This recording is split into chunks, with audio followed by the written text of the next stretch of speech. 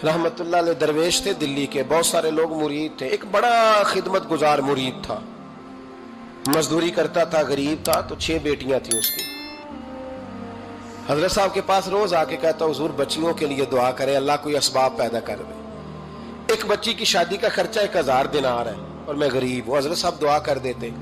खानका शरीफ के थोड़े ही फासले पर, हजरत जहां बैठ के मुरीदों की तरबियत करते थे, उससे थोड़ा ही फासले पर ना एक ईसाई रहता था, बड़ा मालदार था, बड़ी सारे ऊंट, गायें, भेड़, बकरियां रखी हुई थी और हजरत शरफुद्दीन रहमतुल्लाह अलैह की बड़ी मुखालफत करता था। और ये जो आपका गरीब मुरीद था, ये उसका पड़ोसी था। एक दिन बुला के ना उनको कहने लगा कि तू किधर जाके जो है वो टकरे मार रहा है, वहां से कुछ नहीं मिलने वाला।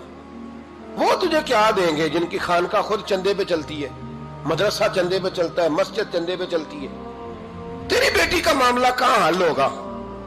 तो उस दरवेश ने कहा कि तू मेरे पीर को नहीं जानता, तू अजय मेरा महबूब नहीं डिठा, तो पता नहीं ना, तू इस रस्ते का मुसाफिर नहीं, तू नहीं जानता, उनका बस चले ना तो वो हर कीमत में मेरी बेटियों की शादी करा दे। अब वो ईसाई था, कहने लगा अच्छा चलो ठीक है, अगर इतनी बात है ना तो जाओ उनसे जाके कह दो कि 6 साल के लिए मेरे साथ मुआहदा कर लें, तो मेरे जानवरों को चारा डाल दिया करे, 6 साल ड्यूटी करे, मैं 6000 दिनार दे देता हूं। वो मेरे साथ 6 साल मेरे जानवरों को चारा डाले, रखते हैं ना आप चारा डालने के लिए, एडवांस पैसे दे के। अब तो लोग उन्हें भी गुलाम ही बना लेते हैं, बड़ी थोड़ी तनख्वाह देते हैं, जुल्म करते हैं, पूरा मुआवजा नहीं देते। हजरत शेख शरफुद्दीन के बारे में वो कहने लगा, जब अपने पीर से जाके कह के मेरे जानवरों को 6 साल चारा डाले, मैं 6000 दे देता हूं, तू जो कहता है हर कीमत पे जाने को तैयार है। उसने जब ये बात की तो मुरीद ने नाराज हो गया, वो लड़ाई हो गई, गिरबान पकड़ लिया, झगड़ा हुआ, बात बड़ी दूर गई। इस तरह की बात करता है मेरे हजरत के बारे में, तेरे जैसे कई मैं वहां काम पे रखा दूं। जब वो बड़ी बहस हुई, बात मोहल्ले में, इलाके में फैल गई, दुनिया ने सुन ली, तो शेख शरफुद्दीन तक भी पहुंच गई। इस तरह झगड़ा हुआ है। लोग सो गए इशा की नमाज के बाद।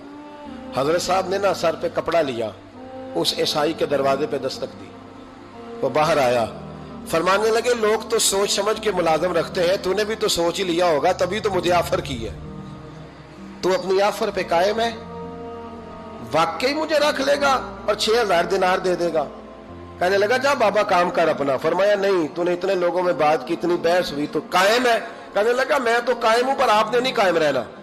फरमाया मैं सोच समझ के आया हूं। उसने कहा आप ड्यूटी करेंगे, भैंसों को चारा डालेंगे? फरमाया एक शर्त, बस जब अजान हो जाए ना तो मुझे रब की नमाज पढ़ने की इजाजत दे देना, बाकी सुबह शाम जो तू कहेगा। अगर उस गरीब की बेटियां ब्याही जाए तो मुझे और क्या चाहिए? उसकी 6 बेटियों का बोझ है उसके सर पे, तू मुझे रख ले। अल्लाह अकबर। वो कहने लगा चले पे मेरे साथ खते बंदगी कर ले। आजकल हम स्टाम करते हैं, उस जमाने में खते बंदगी होता था, गुलामी का खत, काजी शहर के पास, यानी उसका ख्याल था कि चलो स्टाम की बात करूंगा तो भाग जाएंगे। फरमाया चल मैं तैयार हूं। काजी तक गए, तय हो गया, 6000 दिनार दे दिए। हजरत ने मुरीद को बुलाया, फरमाया पुत्र ये ले जा, जा मेरी बेटियों को रवाना कर दे। कहने लगा हुजूर ये क्या कर रहे हो आप, कुछ सोचे? फरमाया यार जब तुझे बेटा बना लिया तो फिर मेरी पोतियां तो लगती हैं ना, मेरा हक तो बनता है ना, जा जाके ड्यूटी कर, उनको ब्याह दे। बात फैल गई। बादशाह भी अकीदतमंद था, वो 12000 दिनार लेके पहुंचा। क्या बताऊं इन रब के बंदों का दिल कैसा होता है, क्या दर्द होता है, क्या रंग। 12000 दिनार लेके बादशाह आया और आके हजरत को पेश किए, का हुजूर आप दें इस ईसाई को, डबल दें और जाए काम करें। आप फरमाने लगे तू पैसे दे, शर्तें ना लगा, मेरा जहां दिल करेगा मैं खर्च करूंगा, मुझे तो मजा ही अब आने लगा है, अभी तो लुत्फ आ रहा है, अभी तो जायका आया है कुछ करने का, पैसे देने हैं तो दे, पाबंदी ना लगा, जहां मेरा दिल करेगा मैं। उसने कहा हुजूर ठीक है रख ले। हजरत ने फजर मस्जिद में पढ़ी, जेब में 12000 दिनार थे, ऐलान फरमाया भी किसी और की बेटी भी बैठी है तो पैसे मेरे पास है। वो 12000 दिनार भी बांट दिया और 12000 दिनार बांट के ना तो फिर चले गए खेत में चारा काटने। उस ईसाई को किसी ने बतलाया कि उनके पास तो 12000 आया है, पर तुझसे जान नहीं छुड़ाई उन्होंने, कि वादा ये हुआ था कि 6 देंगे तो जाएंगे, जब तक देंगे नहीं तेरे घर में काम करेंगे। वो ना चारा काट रहे थे, हजरत साहब तो वहां पहुंच गया, दूर जाके खड़ा हो गया, कहने लगा बाबा پہلے تو میں نے مسلمانوں کے اخلاق سنے تھے، اب تو میں نے دیکھ بھی لیے، پر یہ بتا جب 12,000 آیا تھا جان کیوں نہیں چھڑائی؟ تو حضرت چارہ کاٹتے کاٹتے رو پڑے، فرمانے لگے تو نہیں نہ جانتا یہ بیٹیاں سانجھی ہوتی ہیں، پتہ نہیں نا؟ میرے رسول پاک نے تو حاتم تائی کی بیٹی کے سر پہ کپڑا رکھ کے کہا تھا بیٹیاں برابر ہوتی ہیں، تو یہ نہیں پتا جب اس کی 6 بیٹیوں کی شادی ہوئی ہے میرے اندر روحانیت کتنی بڑی ہے۔ فرمایا پھر 12,000 آیا ہے تو 2-4 بچیاں پھر گئی ہیں، تجھے نہیں پتا میں اندر سے راضی کتنا ہوں، میں تیری نوکری کرتا رہوں گا، پتہ نہیں اللہ کتنی بیٹیوں کو بیاہ دے گا۔ اتنا رویا وہ عیسائی کے پیروں میں بیٹھ گیا، کہنے لگا بابا میں نے تیری مخالفت کی ہے پر تیرے قریب آ کے پتہ چلا ہے کہ تو بہت اونچے اخلاق کا مالک ہے، اور اگر تیرا یہ مقام ہے تو تجھے اخلاق سکھانے والے محمد عربی کی شان کتنی ہوگی۔ ظالم کی بولیے جاتے نہیں لوگ جھوٹے گواہ بن کے، وکیل صاحب کو نہیں پتا ہوتا کہ یہ بندہ مجرم ہے جو میرے پاس آیا، کیا مجرموں کے وکیل نہیں ہوتے؟ بولے تو اس کو پتہ نہیں ہوتا وکیل صاحب کو کہ یہ صاحب مجرم ہے میرے پاس مقدمہ لے کے آئے، اور اگر بے ادبی نہ ہو جائے تو میرا خیال ہے قاضی عدالت کو بھی پتا ہوتا ہے کہ مجرم کون ہے اور مظلوم۔ میرے نبی پاک صلی اللہ علیہ وسلم نے اس قدر زیادہ سختی فرمائی اس مسئلے میں، فرمایا جس کو پتا تھا کہ فلاں آدمی ظالم ہے، ظلم کر رہا، پھر وہ ظالم کا گواہ بنا یا اس نے ظالم کی مدد کی، کتنی کی؟ شارحین لکھتے ہیں چاہے اس نے ایک جملہ بول کے کی، چاہے ایک، سارے بولیے، چاہے ایک غریب کو اس نے ظلم کیا تو کہتے ہیں علاج یہ سی، چاہے ایک جملہ بول کے کی، شارحین اس حدیث کی شرح میں لکھتے ہیں ایک جملہ بول کے چاہے مدد کی، جس بندے نے کسی ظالم کی مدد کی کسی مقدمے میں یا کسی صورت میں اور اسے پتا تھا یہ ظالم ہے، میرے نبی پاک صلی اللہ تعالی علیہ وسلم فرماتے ہیں اگر اس نے مدد کی، ابھی ظالم کی بات نہیں ہو رہی، ظالم کے مددگار کی بات ہو رہی، اگر کسی نے ظالم کی مدد کی تو حضور فرماتے ہیں خدا بھی اس سے بری و ذمہ ہے، رسول بھی اس سے بری و ذمہ ہے۔ سنبھال کے رکھے اپنی نمازیں، قربانیاں، حج، زکوٰۃ سنبھال کے رکھے۔ اگر ظالموں کا مددگار ہے، الیکشن آ لینے دے، آپ کو نظر آ جائے گا کون کون ظالموں کا مددگار ہے، نظر آ جائے گا۔ اپنی جیب سے لوگ پیسے دے کے ظالموں کی مدد کریں گے، ان کے فلیکس چھپوائیں گے، بورڈ لگوائیں گے، جیبوں سے پیسے دے کے۔ ہم نے خود آگ لگائی ہے چمن میں اپنے، بے سبب گردشی ایام کو الزام نہ دو، ہم نے خود نور کا ظلمت سے کیا ہے سودا، کر کے توہین سحر شام کو الزام نہ دو۔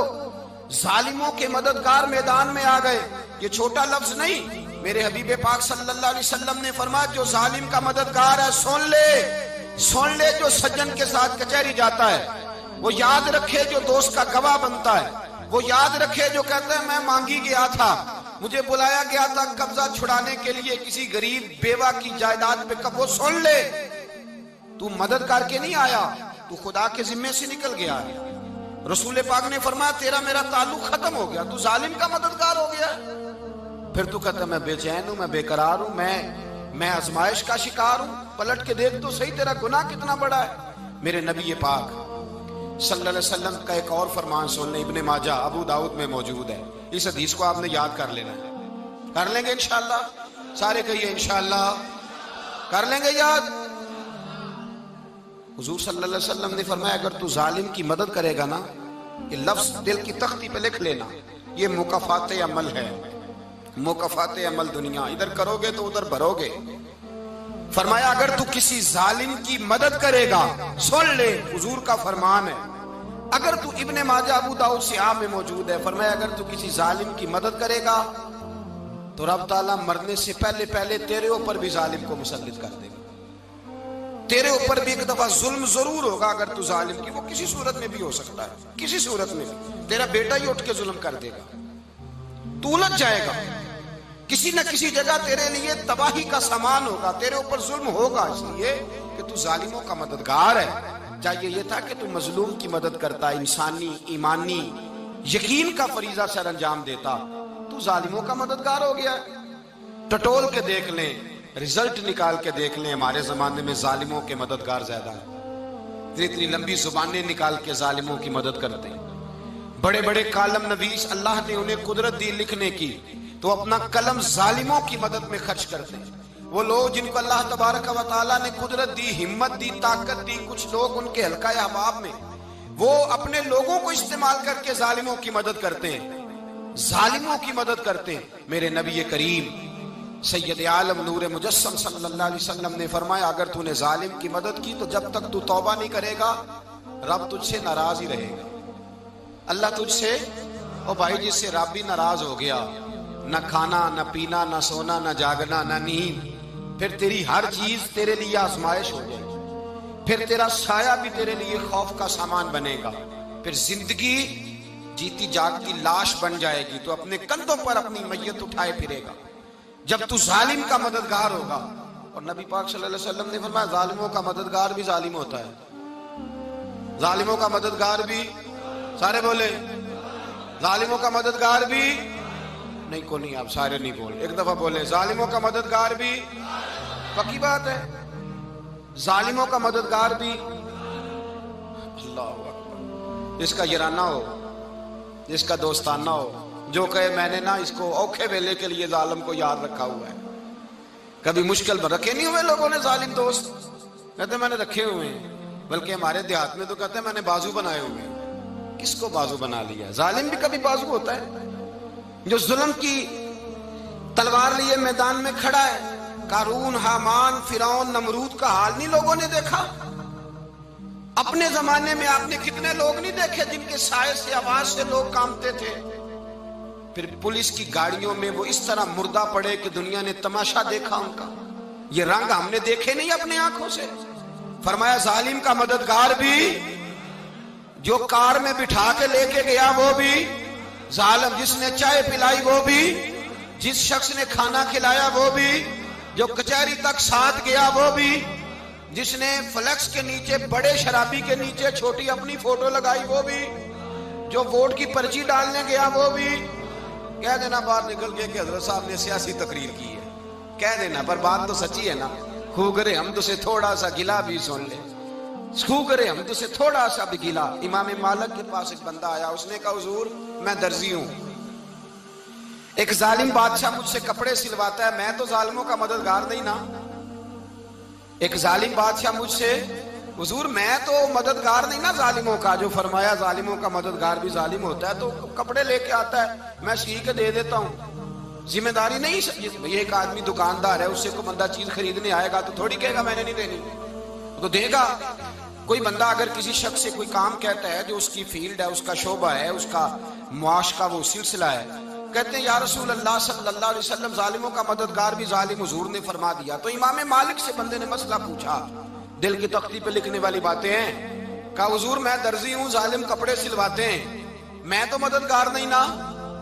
امام صاحب کہنے لگے نہیں، مددگار تو وہ ہوگا جو تجھے سوئی دھاگا فراہم کرے گا، تو پورے کپڑے سی کے دیتا ہے، تو خود بہت بڑا ظالم ہے، تو پورے سوٹ سی کے دیتا ہے، تو بہت بڑا ظالم خود ہے۔ مددگار تو وہ ہوگا جو تجھے دھاگا دے گا، جو تجھے بٹن دے گا، جو تجھے نلکی دے گا۔ جو ظالم سے اتنی نفرت ظلم کر کے بندہ ہے، یہاں تو ہمارے زمانے میں ہیرو بن جاتے ہیں لوگ، ظالم ہیرو ہے، لوگ اس سے ڈرتے پھرتے ہیں، گھومتے پھرتے ہیں، اور بہت سارے کم مزاج لوگ اس کے پیچھے ہاتھ باندھ کے پھرتے ہیں۔ ظالموں کی مدد کرنا، ظالموں کے ساتھ رہنا، یہ ظلم ہے، ظلم، یہ زیادتی ہے۔ میرے نبی پاک صلی اللہ تعالی علیہ وآلہ وسلم نے ارشاد فرمایا، یاد رکھو رب فرماتا ہے میں مظلوم کی مدد ضرور کروں گا، چاہے جلدی کروں چاہے دیر سے کروں، میں مظلوم کی مدد۔ اور حضور صلی اللہ علیہ وسلم نے فرمایا ہے، حضرت معاذ بن جبل کہتے ہیں حضور نے مجھے یمن کا گورنر بنایا، جب میں جانے لگا نا تو حضور نے بڑی نصیحتیں کی، بخاری میں موجود ہے، فرماتے ہیں جب میں پلٹنے لگا تو میرے رسول نے فرمایا معاذ ایک منٹ ٹھہر جا، ایک بات میری یاد رکھنا، اس کو نہ بھولنا۔ کہا حضور کیا؟ فرمایا دیکھنا کسی پہ ظلم نہ کر بیٹھنا، کہیں تجھ سے زیادتی نہ ہو جائے۔ محبوبہ پھر حضور نے فرمایا سن میرے معاذ، میں تجھے گورنر بنا رہا ہوں، زیادتی نہ کر بیٹھنا۔ یا رسول اللہ صلی اللہ علیہ وسلم کیا ہوتا ہے؟ تو میرے کریم نے فرمایا جب مظلوم دعا کے لیے ہاتھ اٹھاتا ہے تو عرش کا مالک کہتا ہے فرشتوں پیچھے ہٹ جاؤ، عرش کا مالک کہتا ہے فرشتوں پیچھے ہٹ جاؤ۔